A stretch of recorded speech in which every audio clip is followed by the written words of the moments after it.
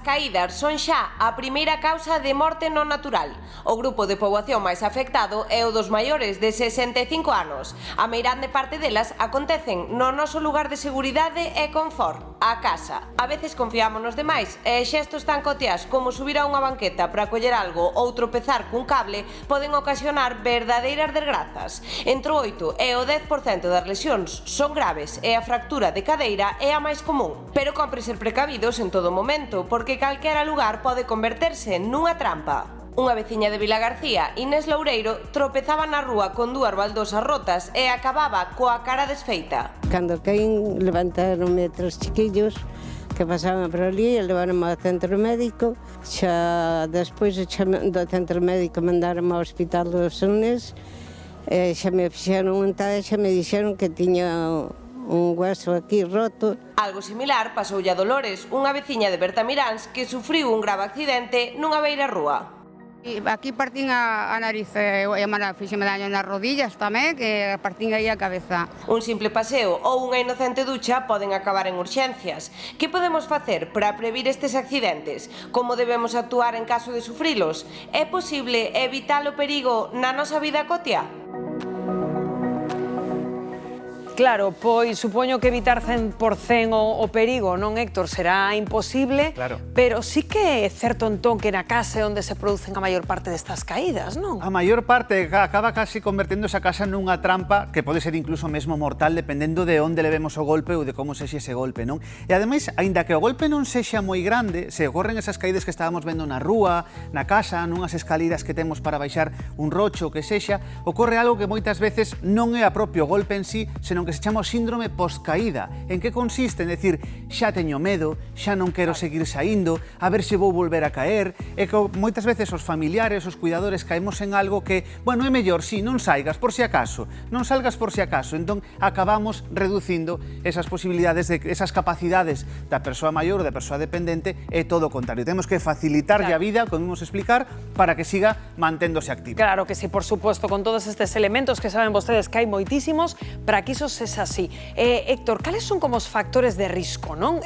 Para que haxa unha destas caídas? Claro, moitas veces pensamos que simplemente é a idade, pero a idade sí é certo que é un factor de risco, a partir dos 75, 80 anos temos máis risco de caer, pero ás veces tamén xente nova, dependendo de que? De moitas patoloxías, por exemplo, de alteracións de vista ou de oído, alteracións de vista ou de oído que non teñen por que ser simplemente aparelladas a xente maior, de problemas como demencia, que tamén pode ser dar en xente nova, en xente maior, logo xa, se levamos un bastón, un andador, necesitamos algún elemento de apoio para movernos, pois pode fallar ese bastón se non está en boas condicións, e logo tamén ese ter historial previo de caídas, non? É dicir, unha persoa que xa caeu 2, 3 veces ten máis posibilidades de seguir caíndo e, sobre todo, certos medicamentos. Ás veces incluímos certos medicamentos que esa persoa ten que tomar polas súas patoloxías, pero que están aumentando tamén ese risco de caída, e cantos máis factores teñamos, máis probabilidades de caída. Vale, se hai moitos deses factores ou esa persoa xa caíu, como podemos previr o risco de caída? Pois, como decíamos, a maior parte ocorre na casa, así que temos que revisar na nosa casa como a temos e que podemos facer e que podemos mirar. Este fin de semana vai ser un momento moi bo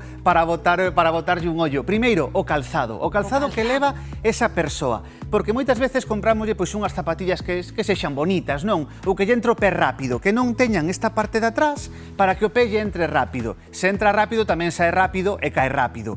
Entón é mellor que teñan esta parte de detrás que vai suxeitar moito mellor o pé e que vai a servirnos de apoio. Logo tamén evitar as alfombras. O tema das alfombras é un pouco controvertido porque, claro, a alfombra sempre estivo aí, nunca deu problemas, ata que empeza a dalos, ata que podemos tropezar nela. Podemos ou retiralas ou fixalas ao chan. Temos unhas cintas que realmente serven para pegar esa alfombra ao chan e que non se mova. Temos que asegurarnos de que sea unha boa cinta de boa calidade para que non se deslice esa alfombra e acabe sendo unha trampa. Logo tamén, evidentemente, pois utilizar o todo que esa persoa necesite, unhas lentes, un bastón, o que necesite, e revisar na casa que non teñamos, como temos por aí abaixo, unhas caixas, unhos cables, esta largadeira que temos aquí por o televisor, ou esta caixa que, bueno, non sei onde a poño, queda aquí, xa quitaremos. Todos eses elementos poden acabar sendo trampas que acaban provocando esa caída.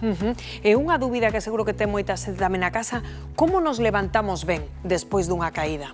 Claro, caes e logo dende que caes, moitas veces o que tendemos é a levantar, ás veces por vergoña, levántome rápido, non? Levántome rápido e aquí non pasou nada. Se levanta rápido, te risco de volver a caer. Así que temos por aí preparado un grafismo un pouco para que vexamos como sería o xeito ideal de levantarnos. Primeiro que temos que facer é, ese levantamento ten que ser lento. Imos ter que ir pouquiño a pouco. Poñémonos de lado, logo apoyámonos sobre os brazos, quedamos aí un momentiño para ir estabilizando que pasou, estou ben, como me atopo, e logo aí o cometemos ás veces o erro de xa querer levantarnos no momento. Se acabamos de caer, é moi probable que esteamos todavía un pouco mareados. O ideal é ir agatuñando a que atopemos un elemento que sexa fixo. Vale, por exemplo, para agarrarnos un aí. sillón, un radiador, algo que estea ben fijo e ben anclado para poder levantarnos e ir facendo forza e pouco a pouco levantarnos. Incluso cando estamos xa de pé, o ideal é sentarnos un ratiño para que pase ese mareo ou revisar ben a ver onde levei golpe, que me doe, así que non teñamos prisa ao levantarnos, que hai que facelo despacio. E precisamente por esa vergoña que dis, non? De non pasou nada, estou ben, cando teríamos que empezar como a preocuparnos tras unha caída? Claro, isto é importante porque ás veces levamos un golpe, sobre todo se foi unha fractura no momento, pois xa non te podes nin levantar ou xa doe moito, pero temos, ás veces o golpe é na cabeza e non lle damos a importancia que ten. Ou ás veces dicimos, bueno, que fago? Vou correndo a urxencias, non vou porque levei un golpe na cabeza. Primeiro, se é certo que se tomamos certos fármacos anticoagulantes, como Sintrón e outros parecidos, aí sí que o risco de sangrado é moi alto e teríamos xa que miralo, pero se foi un golpe e non tomamos ningún anticoagulante, aí temos que observarnos. Durante as 24 horas seguintes, o noso cuidador ten que estar pendente de nós, de calqueira alteración, pois por exemplo empezas con vómitos, con mareos, con unha somnolencia maior da que xa tes, non? Se é o habitual, pois non pasa nada. E hai veces incluso o mito de non o deixes dormir, que non durma, non? Bueno, podémolo deixar dormir, pero espertándolo máis ou menos cada 3-4 horas, espertando para ver que todo estea ben, que sabe onde está, que sigue un pouco orientado e centrado. Unha vez que pasan 24 horas, xa pasou. E por último, Héctor, é algún xeito, non sei, de adiantarnos a que alguén poida sufrir unha caída? É que aquí a clave está niso, na prevención, non? De eliminar todos estes elementos e incluso de facer, pois por exemplo, un test. Hai un test para sabelo? Sí, hai un test que mide un pouco o risco de caída, se podémolo facer na casa, é moi sinxelo de facer, e se queres, probámoslo aquí, para que a xente na casa poida, con ese familiar que ten, decir, vouche facer un test a ver se te risco de caer ou non. Veña, e que terían que fago? Pois mira, o que necesitamos é un cronómetro, vale. Que telmolo por aquí, colle este cronómetro, e logo importante necesitamos este outro elemento, unha cadeira que teña apoiabrazos, como esta que temos por aquí. Perfecto. Vámonos para diante, se che parece, e facemos a proba. Unha cadeira eu tamén? Sí, peña, así xa vas co cronómetro. Eu séntome... A ver se tropezar unha alfombra despois de escoitar a Héctor. Pedimoslle ao familiar que se sente nesta cadeira, que ten que ter apoiabrazos, eso sí é importante, para facilitarlle que se levante. Unha vez que este aquí sentado, o que vamos facer é levantarse, camiñar 3 metros cara adiante, outros 3 metros cara atrás e volver a sentarse. Imos facelo. Eu pídolle que se levante e unha vez que se levanta da silla, activamos o cronómetro. Activo, plas. Activas o cronómetro. Eu camiñaría eses 3 metros cara adiante, dou a volta, outros 3 metros cara atrás, chego á silla e séntome. E no momento de sentar, paras de novo o cronómetro.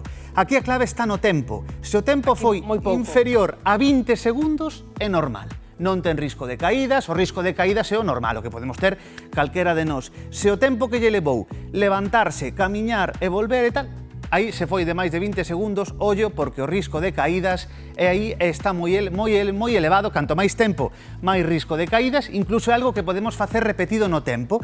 Unha vez ao ano, por exemplo, facemos o test, ás veces faise moito en consulta, para ir vendo como esa persoa vai evolucionando, se o risco de caídas aumenta ou queda igual que estaba. Bueno, pois que doado, non?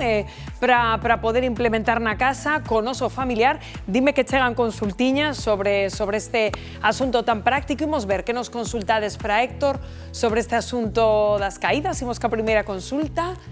A ver que che preguntan, Héctor, caí unha vez e agora teño tanto medo que noto que non me movo como antes. É normal? É o síndrome este poscaída do que falábamos antes, non? Este síndrome, o problema é que non só leva a esa perda de independencia, pode levar mesmo a depresión, porque ao final non saio da casa. O que falamos sempre, cando falamos de lavadoiros e de outros puntos de encontro onde a xente socializa, se teño medo a caer porque unha vez que fun caín, xa non quedo na casa, non me movo, e vou perdendo facultades e vou perdendo esa habilidade social social e incluso mesmo o movimento, porque os músculos atrofianse. Así que hai que moverse, hai que sair, aínda que caéramos, hai que seguir saindo. Pois apunten ese consello de Héctor, imos con máis preguntas. A ver, se callo e levo un golpe, teño o risco de romper a cadeira? Esta pregunta faime moita gracia, porque que sempre é un pouco a típica dúbida de levei un golpe e rompín a cadeira. Normalmente aquí un pouco a dúbida de entre que foi antes o ovo ou a galiña, non? Normalmente neste caso o habitual é que rompa a cadeira e por eso caes. É dicir, o propio oso, que normalmente non é en sí a cadeira, senón que é o fémur, normalmente é a cabeza do fémur, temos por exemplo o fémur este aquí, e claro, vaise quedando como moi delgadiño, vai perdendo masa muscular e chega un momento no que está tan frágil que rompe. Vale. E o romper perdes a estabilidade porque falla a perna e caes. Levache un golpe, claro, levache un golpe contra o suelo, pero non foi o golpe o que che rompeu a cadeira. Senón que se fallou o soporte, non? Claro, digamos. unha forma de máis rapidiño, moi sinxelo de saber se unha persoa que caeu e leveu un golpe se queixa da perna, se ten rota a cadeira ou non, simplemente mirándoa é moi doado. Se unha das dúas pernas está máis curta que a outra, dicir, ti ves a persoa no chan, e unha perna é máis curta que a outra, é moi probable, sen facer radiografía nin nada, é moi probable que romper a cadeira. Pois que interesante. Imos con máis cuestións, dime que hai outra máis por aí. Tomo medicamentos para tensión, teño máis risco de caer?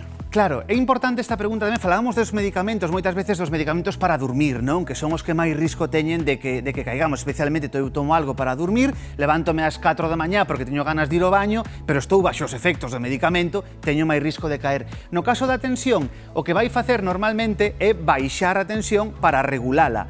Ao principio, si é certo que ás veces, mentras se axusta ese fármaco, a cantidade de fármaco, incluso, por exemplo, co calor, pode variar a tensión, que xa entende a baixar polo calor. Se lle sumamos o fármaco, é moi probable que baixe ainda un poquinho máis. Así que si hai un pouco máis de risco de caídas se tomamos fármacos para a tensión e non está ben axustado. Pois a ter en conta esa recomendación, dime que imos ca última consultiña sobre este tema. A ver, caín e perdín o coñecemento, durante uns segundos. Debería ir a urxencias? Claro, se a persoa que levou o golpe perdeu o coñecemento, aínda que só fose durante uns segundos, aí xa non falamos dun golpe normal, de, bueno, caín, pero fun consciente de todo, non houve ningún problema. Se perdeu ese coñecemento, aí sí que deberíamos miralo, hai que estudialo, pode ser moitas cousas, non ten por que ser nada grave, pero si é certo que a vixilancia debe ser maior. Non podemos deixalo pasar. Moitas grazas, Héctor, por ilustrarnos sobre este asunto. Pasan 2 minutos da 1 da tarde. Imos ver imaxe en directo de Outeiro de Rei.